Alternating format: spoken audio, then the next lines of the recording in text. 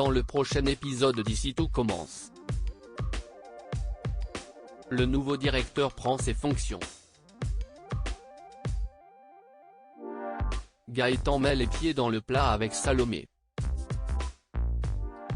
Les élèves militent pour que la chasse aux œufs ait lieu. Attention, les paragraphes qui suivent contiennent des spoilers sur l'épisode d'Ici tout commence diffusé jeudi soir sur TF1. Si vous ne voulez rien savoir, ne lisez pas ce qui suit. Jeudi 6 avril dans Ici tout commence.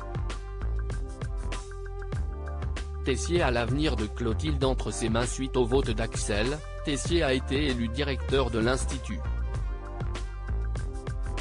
Antoine lui laisse cette place, sans rancune. Quand Emmanuel demande à voir Clotilde en fin de journée, Antoine tente de savoir ce qu'il compte faire avec elle. Mais Tessier rétorque que ça ne le regarde pas. Plus tard, Tessier remercie Axel d'avoir voté pour lui. Ce dernier avoue qu'il était prêt à s'abstenir, mais il a changé d'avis car il pense sincèrement que son oncle est un bon directeur. Une fois Axel parti, Emmanuel confie à sa femme qu'il va virer Clotilde. Constance craint qu'il regrette cette décision, prise sur un coup de tête. D'autant que cela risque de créer de nouvelles tensions avec Rose et Louis. Mais Emmanuel campe sur sa position. À la fin de son cours, Louis laisse la place à Théo pour le service du doublage. Ce dernier remue le couteau dans la plaie en soulignant que le professeur n'a pas été élu directeur.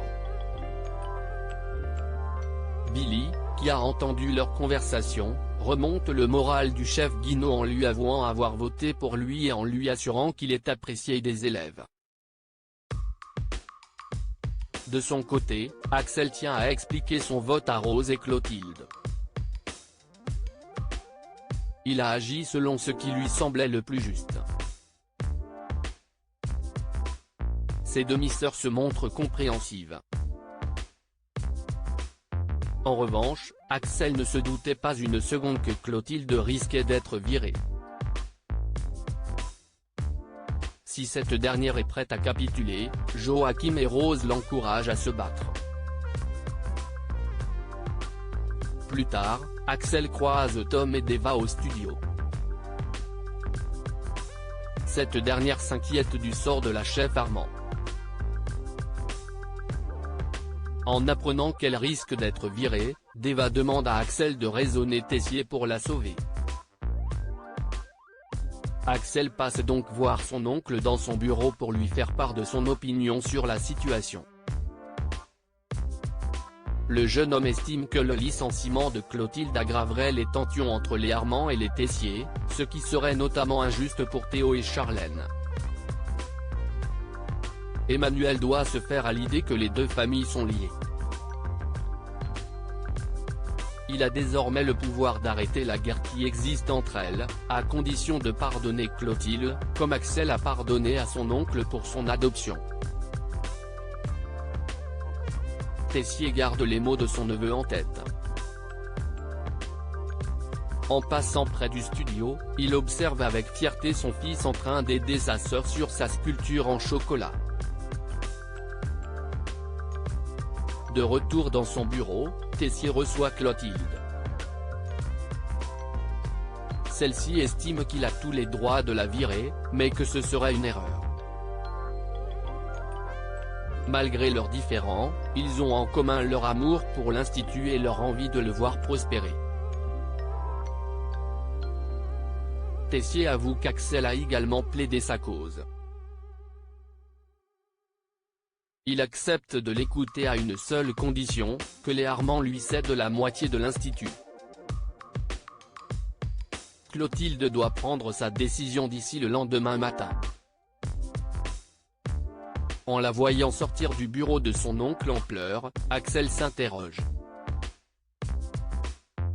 mais Tessier lui promet qu'il œuvre pour la paix avec les Armands. Salomé et Gaëtan se séparent en court, Salomé regrette son discours de la veille à Gaëtan.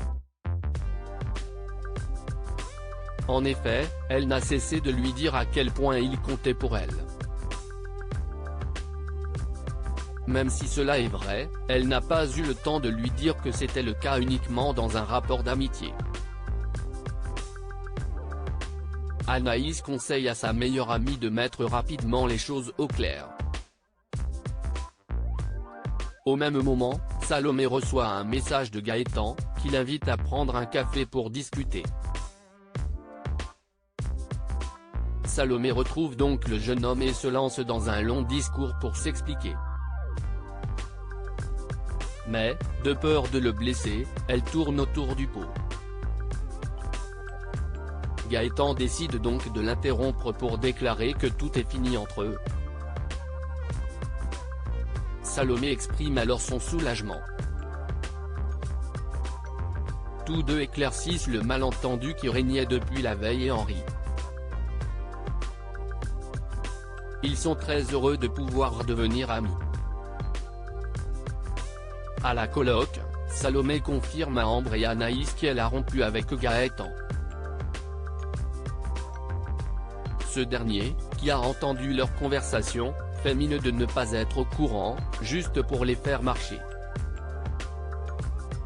Suite à sa blague, Salomé explique qu'ils ne sont plus en couple, mais qu'ils restent en bons termes. Ambre propose de fêter ça. Salomé est partante pour organiser un dîner de rupture.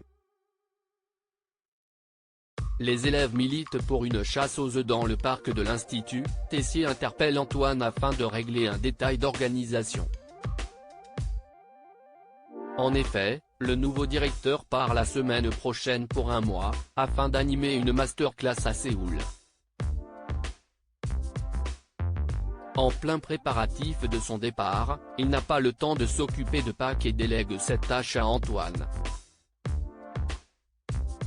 Toutefois, Tessier précise qu'il ne veut pas de chasse aux œufs comme l'année dernière. De son côté, Landiras supervise le module de Pâques. Les élèves vont devoir travailler sur des œufs, uniquement destinés à la boutique éphémère et non à la chasse.